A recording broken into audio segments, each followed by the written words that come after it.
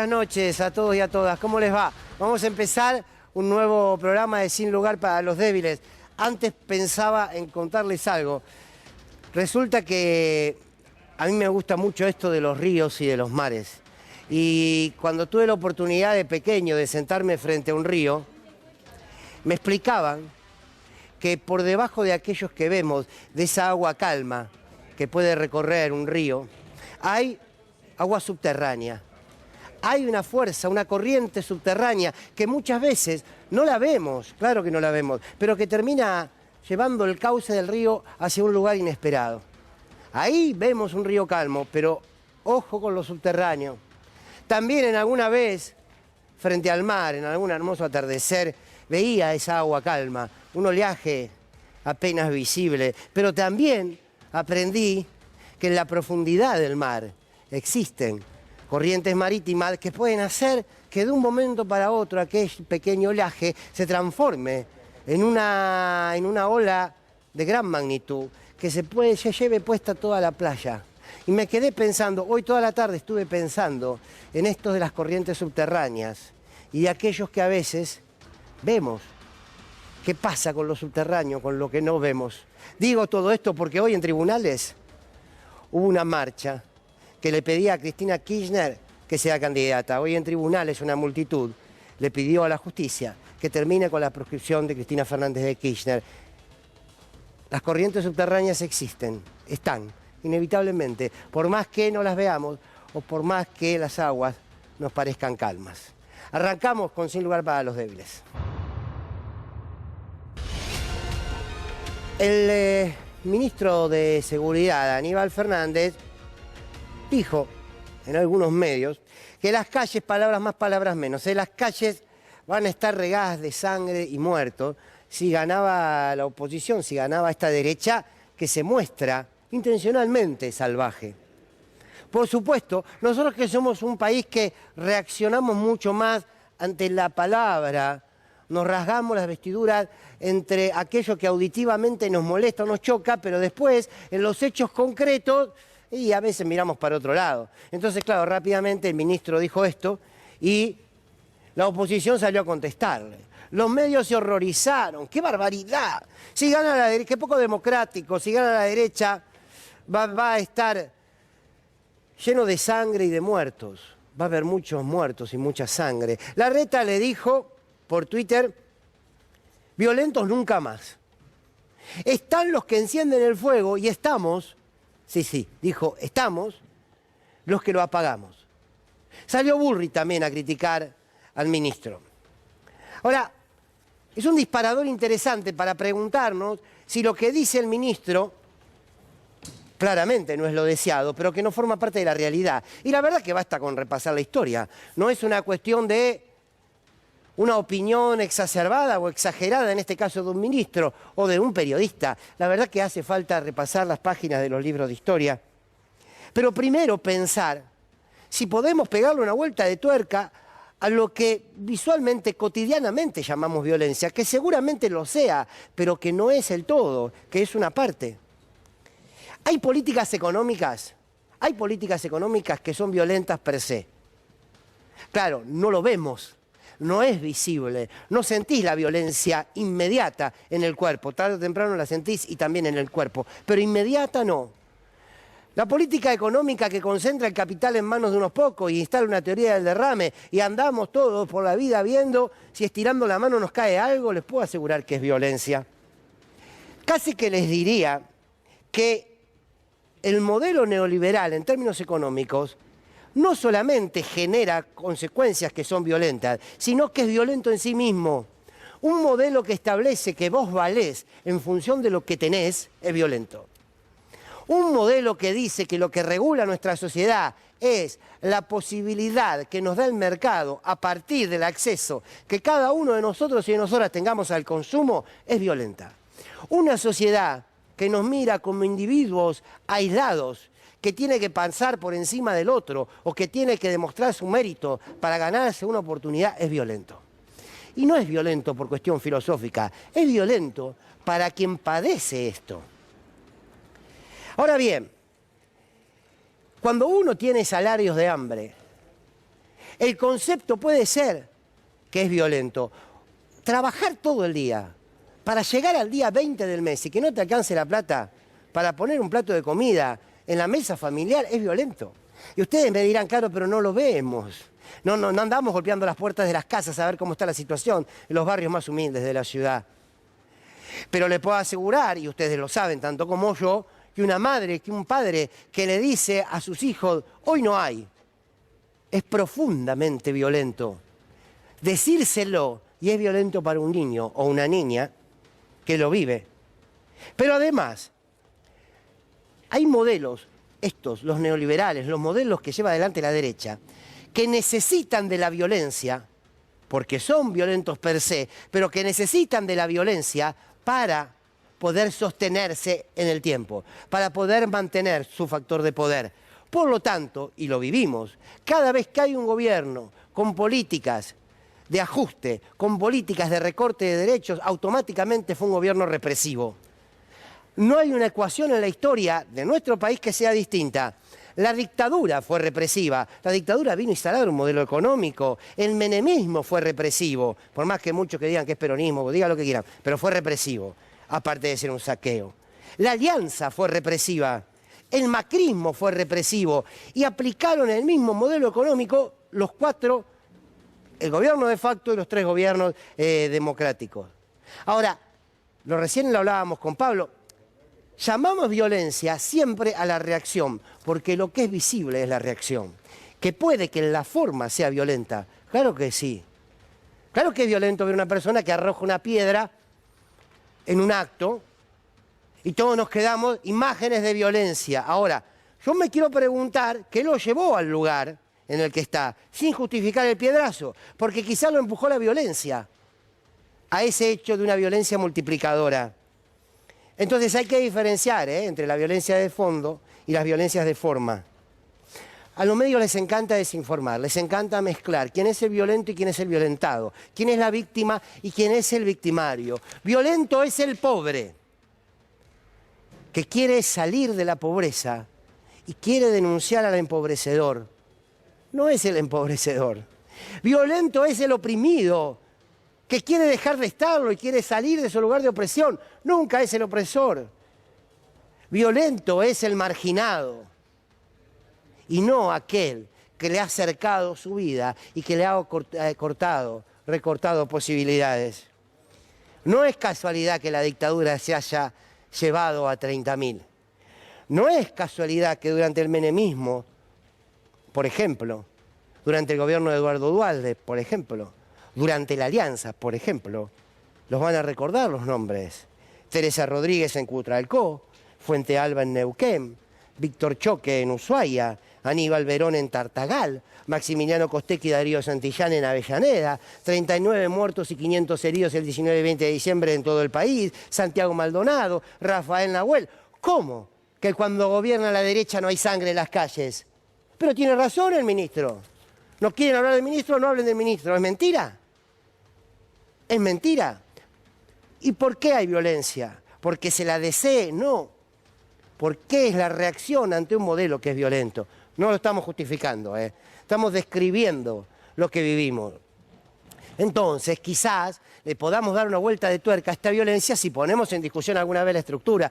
A mí me gusta, le suelo robar muchas cosas, pero me gusta cuando Víctor Hugo dice que este modelo, lo voy a explicar con mis palabras, este modelo neoliberal de saqueo, de recorte de derechos, de pobreza, de desigualdad, la desigualdad es violenta, este modelo debiera agradecer los bajos índices de delincuencia que tienen.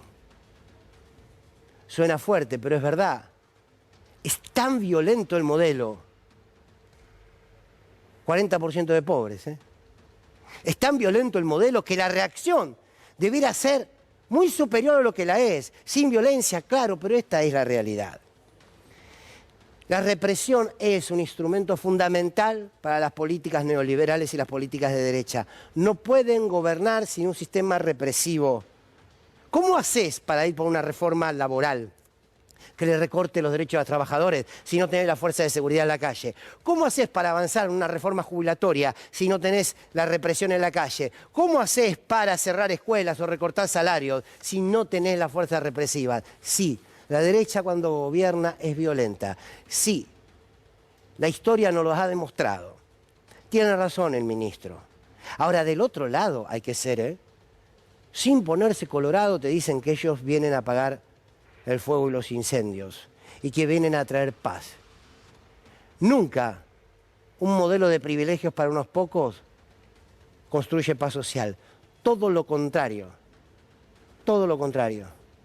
Quizás debemos abrir un poco más el escenario y de alguna vez entender que cuando tenemos la duda de dónde nos ponemos, siempre pensemos, no solo porque a veces hay motivos para justificar, pero seguramente siempre hay motivos para empezar a entender, es por qué el violentado es violentado. ¿Quiénes son los que violentan? Las reacciones son consecuencias, no son causa. Quizás haya que discutir todo. El 9 de Nepal, hablando de la violencia.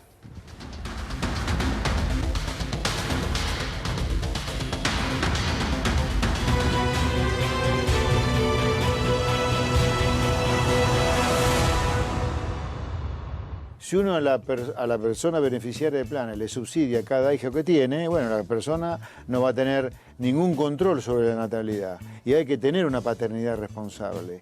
Vienen al lugar al que estamos nosotros y la verdad es que ya no hay lugar.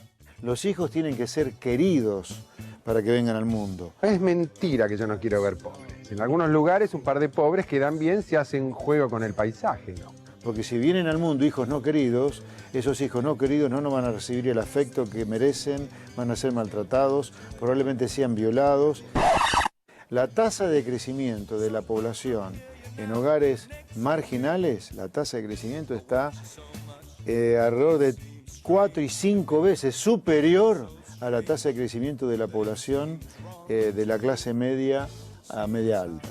Estos son un verdadero problema porque huyen de la pobreza y buscan parecerse a nosotros. Es decir, vienen al lugar al que estamos nosotros. Como consecuencia de lo cual, esto significa que si Argentina no pone un límite a la natalidad en los hogares pobres, Argentina va a ser una gigantesca villa miseria. Ahora también nos quieren poner impuesto al rico.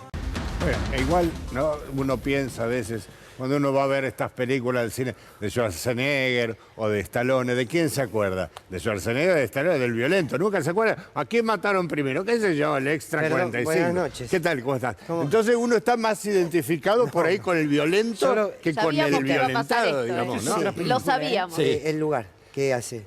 Ah, no, porque vi que usted estaba en otra cosa, hablando como de otra cosa. Entonces yo dije, me parece que es momento que la derecha tome un lugar central, o sea, casi una centro-derecha le estoy haciendo por ser Sí. usted, para empezar el programa. de Yo una recuerdo que manera usted De a empezó el poquito. programa Más allá. plural. Allá, Sí, mirá cómo se Ese acomodó era todo. su lugar, ahí habíamos Claro, acordado. pero ahí habíamos acordado, pero usted no me presentaba. Entonces yo dije, necesito estar en el centro en el nudo gorgeano, digamos, Sí, de la sí. cosa, para que me puedan hablar del... ¿Tiene algo más para decir? Sí, montones de cosas, porque la derecha acá está muy callada, lo cual genera violencia, justamente. Ah, Bueno, tiene mire 800.000 usted. Pero otros si usted canales me va a más. amenazar No violentamente, lo yo me amenazo. corro al Sí, lo invito, siéntese. Bueno. Bienvenido a la mesa. Tiene un ¿eh? almohadón ahí bárbaro. muy lindo. Yo Sí, pensé que usted sí. era más alto, pero ahora... No, tiene un almohadón. Ah, bueno, sí.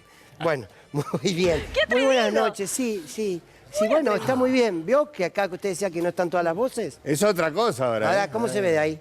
Se ve igual, pero digamos, me gusta estar a su derecha, ¿no? Está acá, muy bien, claro, bien ubicado. Es la supuesto. ultraderecha, es la La ultraderecha. ultraderecha, tendría que estar más allá. absolutamente. Jorge Dorio, muy buenas noches. Buenas noches, Luana Pascual. Buenas ¿Cómo va? noches. Todo Muy bien. bien. ¿Cómo es esto de la violencia? Un poco sorprendido porque me parece que no solo no recordamos las frases como ni vencedores ni vencidos, que fueron las de Caseros y que precedieron a una masacre al día siguiente, o bien ni vencedores ni vencidos con la caída de Perón, o los bombardeos del 16 de junio, donde los muertos y la sangre efectivamente inundaron las calles de Buenos Aires. Ante los hechos tan contundentes como esos, para no hablar de los 30.000 desaparecidos. Claro. No diga la pavada esa que no fueran tan, por favor. Digo, me parece que ante eso que alguien se horrorice por unas declaraciones que tenían su correlato en lo dicho anteriormente. Es decir, ante la represión seguramente hay sangre. ¿Y quiénes la pagan? Lo mismo de siempre desde 1806. Bueno, yo no puedo evitar hacer la analogía con el proceder de un psicópata manipulador, ¿no? ¿Qué es lo que hace un psicópata manipulador? Te culpa por tu reacción ante su falta de respeto. Te falta el respeto y vos reaccionás y te dices, pero qué violento que sos. Entonces, es como, es un mismo manejo. Vos podés denunciar a alguien por violencia que jamás te insultó o que jamás te puso una mano encima, pero que aplicó violencia psicológica. Por eso, digo, son como demasiado rudimentarios en que violento es siempre o el que tira piedras o el que lo se más lo ve. visible, ¿no? Claro, lo más visible. Pero como decías vos, de estos ríos, de estas corrientes que van por debajo y que no las vemos y que son aún más graves que lo que puede ser un golpe o un insulto. Sí, la ética del barrio no permitía esas cosas, algo tan elemental como una comunidad organizada en su aspecto más pequeño, ¿no? En el barrio. Hay una lógica de visibilizar, ¿qué, Lucy? No, y una cosita más. Hace unos días salió un spot de Tetaz caminando sobre un río de sangre, literal, o sea, se veía todo rojo, ¿no? Lo hicieron para el spot, y nadie dijo que era violento o no, nadie se escandalizó con que ese spot era violento, hablando sobre Porque la será situación que de el tema, Rosario. me lo pregunto, y se lo pregunto a Mariano Martín, ¿será que hay determinada violencia que está justificada? Por supuesto. ¿O hay un estereotipo de violento? No quiere decir que a veces no haya reacciones sociales violentas, sí está bien, pero insisto, en una coyuntura que no las justifica, pero de alguna manera las encaja, ¿no? Bueno, buenas noches. Buenas Sí, noches. hay violencias que, más allá de la lectura inmediata, también en lo formal pesan distinto. Digamos, la violencia, una cosa es la violencia de aquel que detenta el Poder Ejecutivo y otra cosa es aquel que no tiene la responsabilidad del Poder Ejecutivo. Pero yo pensando en esto de Aníbal y cómo le han caído, con lógica también, es qué jugador, ¿no? En algunos aspectos. Esos jugadores que se llevan la marca, que entienden cómo es el devenir de un partido y se terminan llevando la marca. Desde ese punto de vista, así como cuando comete generalmente lo que muchos percibimos como excesos o improperios o exabruptos, yo creo que si hay alguien que calcula lo dicho en la política argentina es Aníbal Fernández. Como Y en jugador de ese fútbol, sentido viste que las hinchadas está lo- clarísimo que él sabe que probablemente no va a ser el que meta el gol, pero llevándose la marca hace el trabajo que le Bueno, piden. después está el trabajo de Junta, por ejemplo, ¿no? Claro, Digo, si el el de tipo Boca. pasa de esto, claro, es Claro. Junta, etcétera. Claro. Vamos a ver qué decía Aníbal, qué le contestaba Larreta a Ulrich.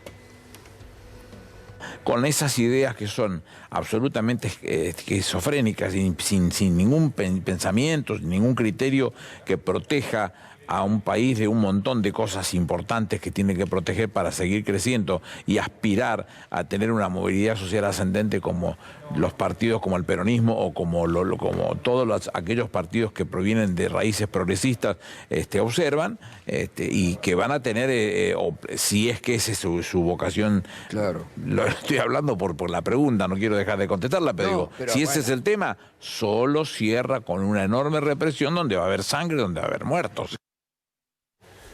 Bueno, y ahí está, esto lo he dicho por Aníbal, y aquí está la respuesta de Horacio Rodríguez Larreta. Ni sangre ni muertos. Están los que encienden el fuego y estamos, se incluye, los que lo apagamos. Violentos nunca más. Este es el Rodríguez Larreta sin la competencia de Mauricio Macri. Claro.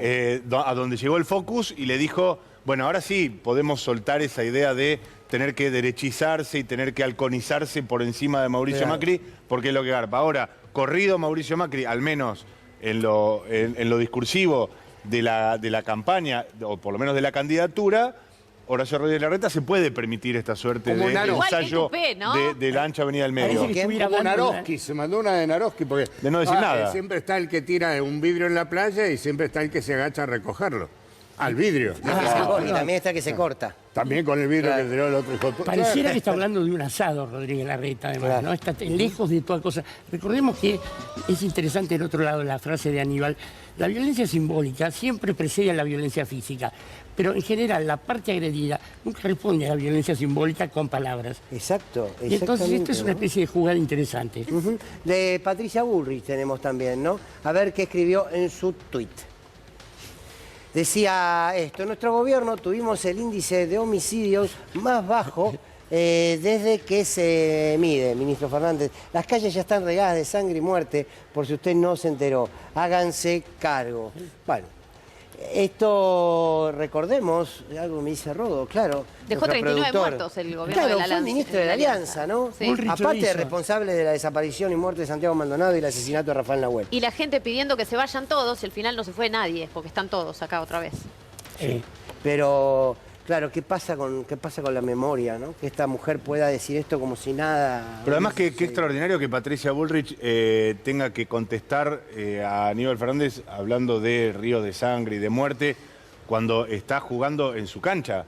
Perdón por la nueva Claro, analogía claro, futbolística, claro, yo que no sé claro. nada de Se vino muy fútbol, pero digo, futbolera. si hay algo de lo que se alimenta Patricia Bullrich es de la retórica militarista, la retórica beligerante, esta idea de, bueno, a sangre y fuego, etcétera, etcétera, y de repente tener que ponerse en un rol momentáneamente de cierta mesura no deja de sorprender. Sí, lo que sorprende es que, por ejemplo, Goering se hubiese transformado en Montgomery, digo, un dirigente nazi en un general inglés.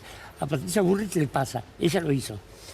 Muy bien, habló también Gabriela Cerruti, de parte como vocera del gobierno, y de alguna manera lo que intentó es bajarle el tono, ¿no?, a todo esto, porque lo que está claro es que esta discusión de la violencia nos lleva a la discusión del modelo de país que vamos a tener. Insisto que hay una realidad social que se expresa permanentemente cuando hay políticas de recorte, cuando hay políticas de ajuste, y cuando uno escucha a Milei, cuando uno escucha a Patricia Bullrich, dice: ¿en serio que en el caso de ganar ustedes creen que van a aplicar todo eso sin que haya una reacción popular y que termine en un posible escenario de violencia? Esto decía Gabriela Cerruti.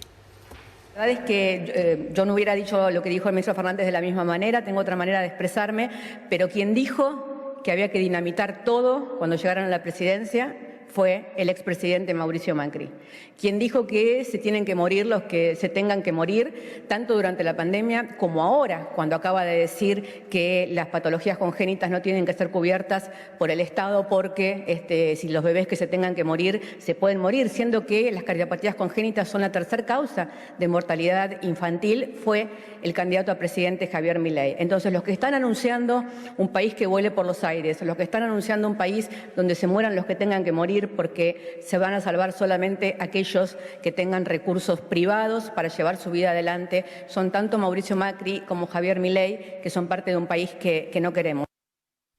Bueno, ahí la está perdiendo a Cerruti. No, un aplauso para Javi.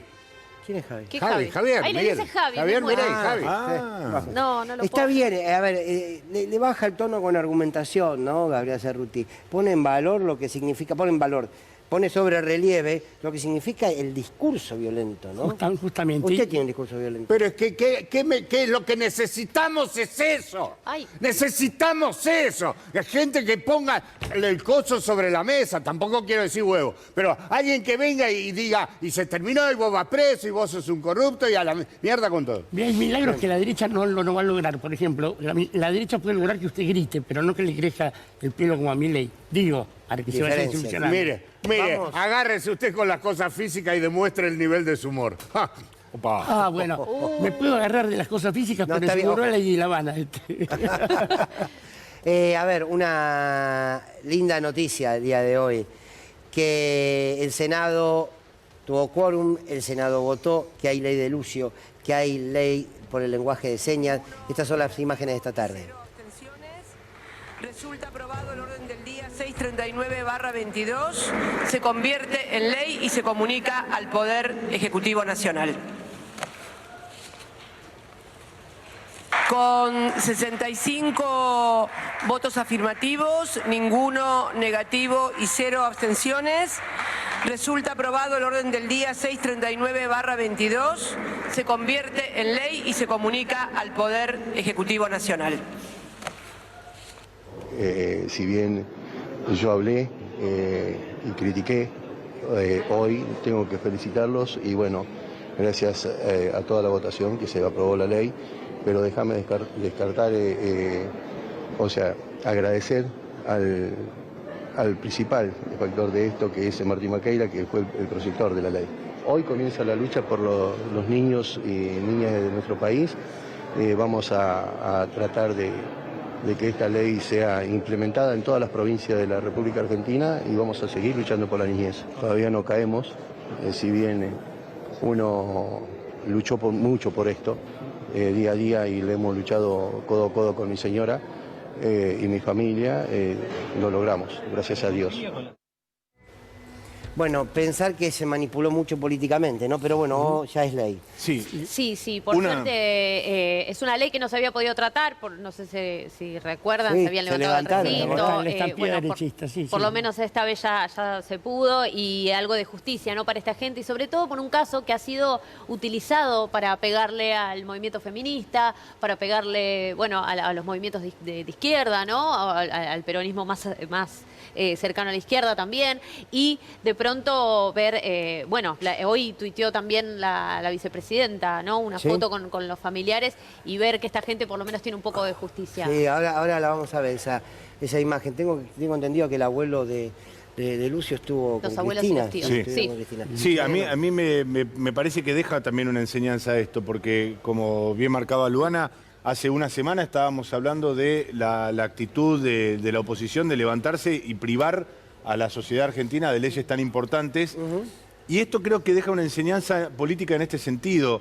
Evidentemente no es tan impermeable a los desatinos la oposición como creíamos, porque evidentemente algo de toda esta corriente negativa que tuvieron que recibir, porque no solo le habían corrido el cuerpo a esta ley, sino que le habían corrido el cuerpo a otras normativas muy importantes, a cuestiones de salud, a cuestiones de la fe de vida de nuestros adultos mayores, etcétera, etcétera.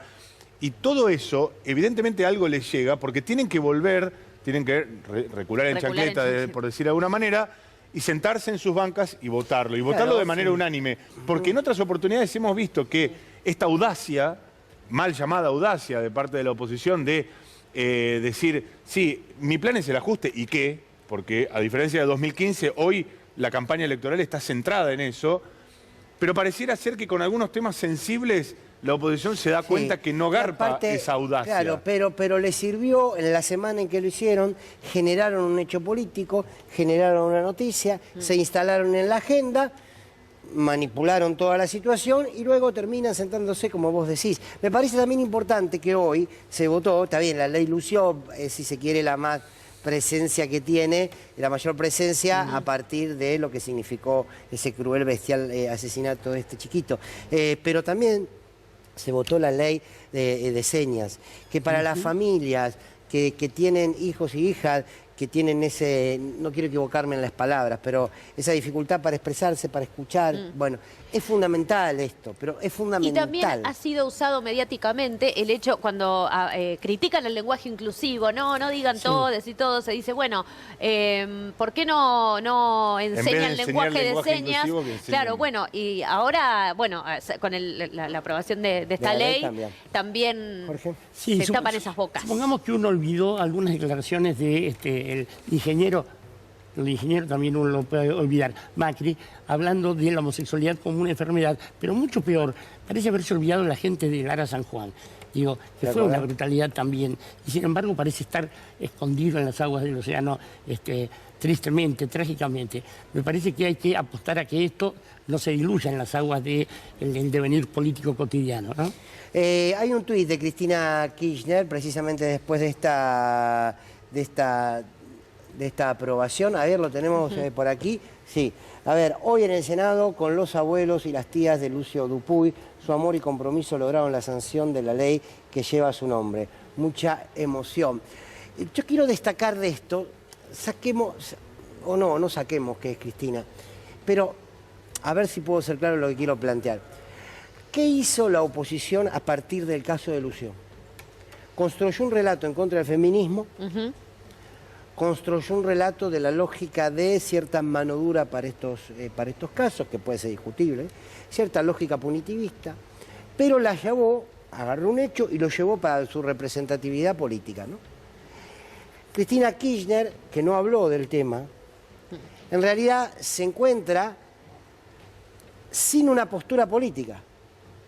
A ver, es una postura política juntarte, pero digo, ¿no? Sin una expresión ante eso, de decir, bueno, ahora sí, no sé, tratar de sacarle provecho a esto. Me parece que todas las instituciones, todos los espacios de la política debieran pararse en ese lugar. Sí. Es decir, bueno, hay hechos donde no se puede manosear tanto, ¿no? Hay un hecho muy cercano que fue la enfermedad que lo atacó a Esteban Bullrich en su momento, ¿no? Claro. Recordemos la reacción que tuvo la vicepresidenta y recordemos la forma en que el otro día dos miserables se pusieron a hablar de una chica. Creo que eso también es una comparación interesante. ¿La ley de alcohol cero se enteró? ¿Qué? ¿Salió? Sí. Hay una, parece que se votó, a ver qué pasó. Vamos a ver. Se discutió, por supuesto, todo lo que tiene que ver con la ley de alcohol cero. Ahí está, 02, no se ponga mal, Ahí se está enterando en vivo. Senadora Vega, falta su voto, emitir su voto, por favor. No le hablamos a usted, Facherman. Sí. A ver. ¿Y? Le quedan 12 segundos, no se pongan mal, No. ¿Ya está? Sí. No. Pero... La reacción en vivo de Facherman, a ver.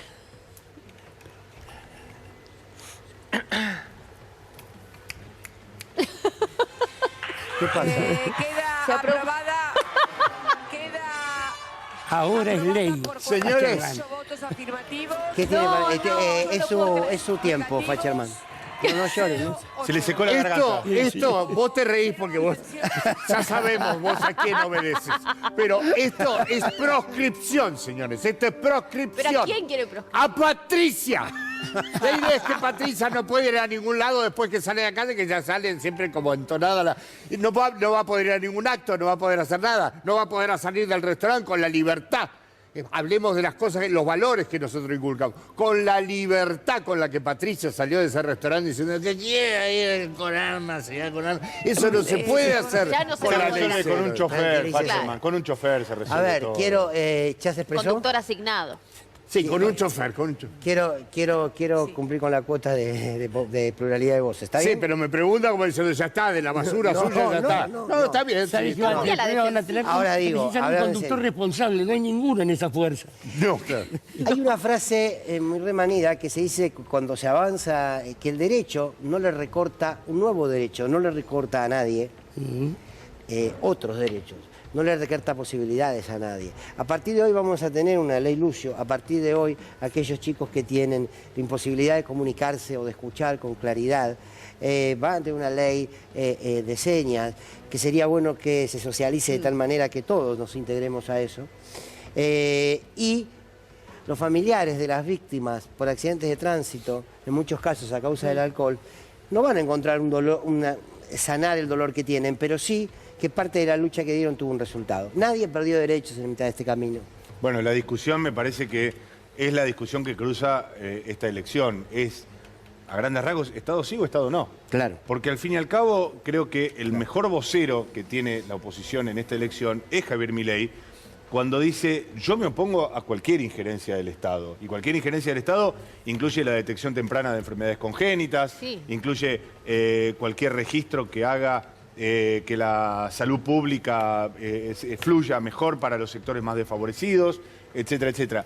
Y eso, que evidentemente vos lo marcás muy bien, no va en detrimento de nadie, pero implica un fortalecimiento del Estado, porque es un Estado rector, es un Estado que vela por la seguridad y la salud de sus pobladores, es lo que evidentemente está combatiendo francamente Javier Milei y a veces más subrepticiamente Juntos por el Cambio.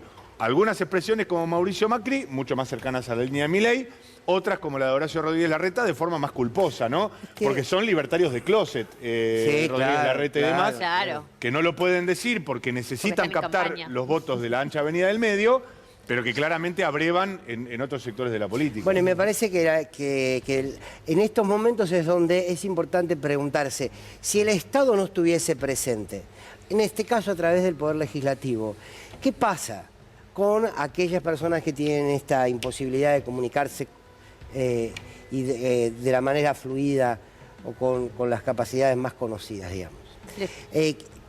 No es la meritocracia, digo, la que te salva de esto, ¿eh? No es el mercado el que te salva de esto. No existe esa posibilidad. Entonces, el discurso de, como dice Mariano, de Milei, cuando vos lo querés llevar a la práctica, hace agua por todos lados. Porque, es más te digo, hasta el discurso del PRO, que en la práctica es profundamente dañino para la sociedad, tiene algún sustento, hasta en la historia económica, claro. ¿no? Digo, Milei no. No, Milei está, como diría un amigo Faulkner, está lleno de sonido y de furia, como el discurso de un loco. Claro. Ahora bien, es de esos tipos que dicen, soy agnóstico porque les da miedo ser ateos y les da vergüenza ser católicos, ¿no? Claro. Y entonces siempre está navegando en una Claro. ambigüedad rara. Es muy molesto. Creo que habría que ponerlo en evidencia, delante de los pibes sobre todo. Sí. Tiene la ventaja de no haber gestionado y gobernado nunca, entonces no sabemos. Es como virgen de... No lo sabemos, yo lo intuyo bastante bien, ¿eh? Que va a ser un desastre. Sí, Mauricio Macri tampoco había gobernado a nivel nacional, había gobernado la ciudad de Buenos Aires, pero ya estaba Es un bastante claro, ¿no? Yo digo, lo nombraste a Macri para cerrar este tema. En la reunión del otro día, donde todos fueron a pedirle la pelela a la sociedad rural, digo, Bullrich, Macri, Milei, Larreta, lo más importante me parece a mí que pasó es que un sector del empresariado se le acercó a Mauricio Macri y le dijo, no se rompan, no jodan, porque no queremos que crezca Milei. El empresariado argentino no es tonto, ¿eh? Saben que Milei no le garantiza nada a nadie, que es una persona que no puede... ¿Vos no estás de acuerdo? No, depende del día. Depende del día, digamos, eso de no es tonto, yo creo que también está magnificado, tenido por esta noción torpe y falsa de la meritocracia, de que, bueno, por algo es empresario, por algo donde está. Sí, también tenés gansos como Ratazzi, que son herederos, que nunca hicieron nada ni por las empresas, ni por la sociedad, ni por nadie, pero estaban en un lugar de preponderancia por herederos, ni más ni menos. Entonces, yo a veces me permito un poco dudar eso de no son tontos. No hay un a veces suplente, no hay un suplente, no es que estaba Lonardi y lo pusimos a Aramburu. Ojo. Sí, no, por eso. Yo a veces creo que sobreestimamos la clase empresaria en la Argentina porque asumimos que están ahí porque algo bueno habrán hecho. Digamos, el algo habrán hecho de los 70 claro, se reversiona. Es un buen ejemplo de Ratazzi. Vamos a la pauta de Fiat y después, vamos a escuchar, vamos con la ley de alquileres, a ver la reta que va a hacer, a ver. Todos juntos, en equipo, como hacemos siempre, trabajamos en una serie, un paquete de propuestas para mejorar la situación de propietarios e inquilinos, que todos tengan las mejores condiciones posibles. ¿Cuáles son esas propuestas? Primero, desde el Instituto de la Vivienda vamos a profundizar distintos programas que van a facilitar los alquileres.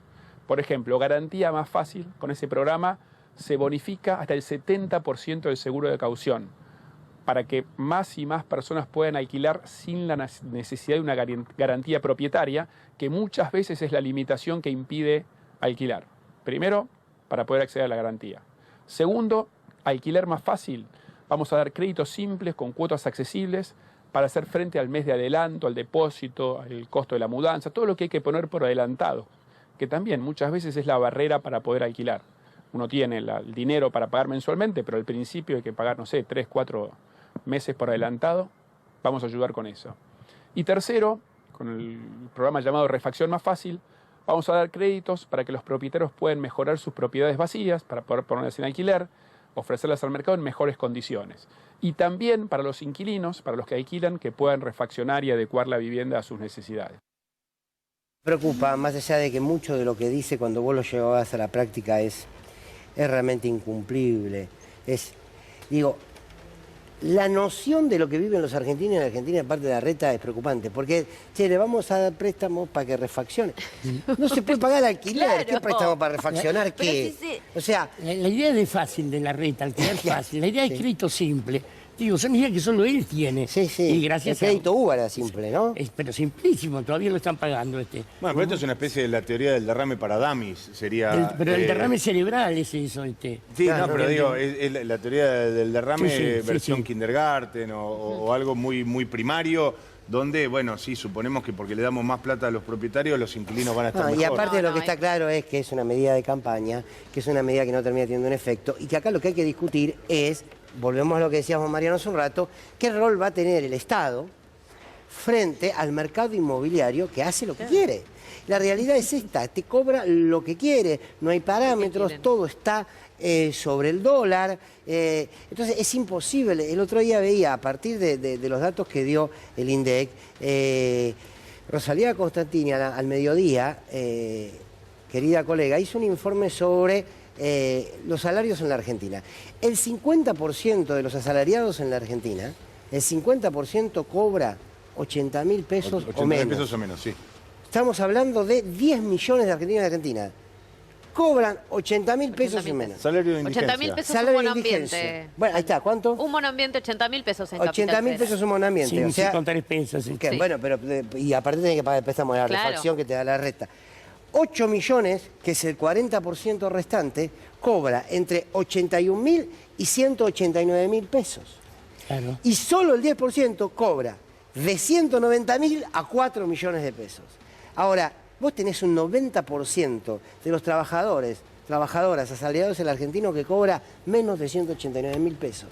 Contame cómo cuadra la propuesta de la renta. No, y te pones a buscar en internet y ves los precios en dólares y entonces verdaderamente te dan ganas de salir a romper todo. Y después te tildan de violento, ¿no? Por supuesto. Semidinamitar es otro concepto que me quedó un poco claro, ¿no? ¿Cómo sería? ¿Cómo sería? Pero además digo esto, a ver, no tenés gente que pueda alquilar, vas expulsando gente. Hacés de los clubes sociedades anónimas, con lo cual dejás de tener ese efecto de cohesión comunitaria. Digo, todo conduce a lo mismo, es destruir las bases simbólicas y concretas del peronismo. Bueno, un momento que le gustó. Me gusta porque queda la ciudad más vacía y más lugar para... Ay, Bueno, Dios mío. hace un rato no hablábamos de Esteban Bullrich, ¿no era el que había dicho que Vivir en la había que incertidumbre. disfrutar, Sí. vivir en la incertidumbre? Bueno, los inquilinos ahora Pueden vivir la incertidumbre. vamos todavía. Bueno, poder disfrutar. Segunda clase para usted, sé que la pide, Sí. sé que usted hace un lobby sobre la producción. Estoy colaborando con ella porque me parece que está difundiendo una manera de hacer periodismo que algunos deberían aprender. Vivi News, segunda parte. Las segundas partes nunca fueron buenas, pero yo soy una mina de primera, que se parte y que está re buena. Hola, me encanta que me mires. A veces el invitado piensa por su cuenta y no dice lo que vos querés que diga. Que eso no te impida hacer tu nota. Edítalo. Yo te enseño, mira. Doctor, dígame la verdad. Ustedes robaron. De ninguna manera. Si yo le dijera cuánto se ha robado la derecha en este país, no alcanzaría la bóveda de ningún banco para guardarlo. La jefa de todo, la que planeó todo este acto delictivo increíble, fue ella, ¿no? Pero por supuesto que no. ¿De qué acto delictivo me está hablando? El kirchnerismo tiene certificado de función. ¿Pero de dónde saca eso? ¡Claro que no! Doctor, ¿le puedo hacer una última pregunta? Claro que sí. ¿En algún momento se sintió agredido o maltratado? No. Y ahora, fíjate cómo queda editado. Doctor, dígame la verdad. Ustedes robaron. Si yo le dijera cuánto, no alcanzaría la bóveda de ningún banco para guardarlo. La jefa de todo, la que planeó todo este acto delictivo increíble, fue ella, ¿no? Pero por supuesto. ¿El kirchnerismo tiene certificado de función? Claro que sí. Doctor, ¿le puedo hacer una última pregunta? No. Falta menos. Ya se van. La semana que viene, en nuestra tercera clase de periodismo, les enseño cómo dar un carpetazo. Nos vemos. Es muy Bueno, ahí está. bueno. Para que diga Bien, lo que Lu. querés que diga. Pero es así, pero es así. Ahora, literal. usted tiene un kiosco en cada lado, ¿no? Bueno, pero yo tengo que tratar de impulsar a la gente que se da cuenta de cómo es la cosa. Si no miren estos programas, ustedes, y reflexionemos. No, así, asesinos, ya se van. Me dan asco. Frases cortas, ¿no? Como en la primera clase. Frases cortas. Bueno, sí. Parecía un trap. Está que bueno, sí. ¿eh? Claro, se puede hacer un trap. Imagínese un trap con las cosas que dice Borroni. No termina nunca. No, bueno. A ver, me voy a ir a reflexionar sobre un cuento. Va a O sea, reflexionar, que pero ya ¿a es dónde algo va? que... No. Pues lo acompaño por si le sale mal o lo que fuera. Usted arrancó el programa sentado acá, nadie lo invitó. No me alegra que esté en el programa. No, ya lo sé. Fue sin querer, pero digo ahora... ¿Me puede dejar ir solo? No, yo no lo voy a llevar, pero digo, lo acompaño porque por ahí hay un problema narrativo. ¿Me quiere entiende? quedar con el programa. Sí, venga. Usted entra así con un poco más de... Porque usted siempre con la cosa El cuento como- reflexiva, Sí. ¿no? Que tiene... se Bueno. llama 180 años el cuento. ¿A usted va a decir un cuento? Sí, no, yo se lo quiero pasar a usted y a ver si usted le ¿Se puede puede decir quedar acá, que la quiero cerrar moraleja. el programa, quiero saber. Pero no quiere la moraleja porque No me yo sé que acompañe. usted me va a dar bien la moraleja. Sí. Si no- mire, te lo tiene que contar así. Un tipo A ver. que llegó a los 150 años, 180. Sí. ¿Le gusta más 180? A 180. usted que le va a dar más impulso. 180 años. Entonces de todo el mundo decían, ¿cómo pudo tener esa edad? Entonces le mandan a un reportero, a un tipo serio, tipo Eduardo Feynman, ¿no? Y lo llegan ahí y le dice preguntas. ¿Cuál es el secreto para que usted haya llegado a los 80 180 años? años. Y el tipo le dice, bueno, yo la verdad que nunca contradigo a nadie. Dice, no, yo le hablo de verdad, o sea, el agua es la alimentación que usted recibe, es la forma en que vive la espiritualidad. Dice, no, yo nunca contradigo a nadie. O sea, usted me dice que usted tiene 180 años porque usted nunca contradice a nadie. Eso solo no puede ser. Tiene razón, no puede ser. Engánchele la moraleja. Nunca contradice a nadie. Bueno, yo pido disculpas. Esto de no contradecir a nadie es una manera de gestionar que algunos tienen, ¿eh? Quizás por eso estamos como estamos. Nos vemos el martes en Sin Lugar para los Débiles. Gracias.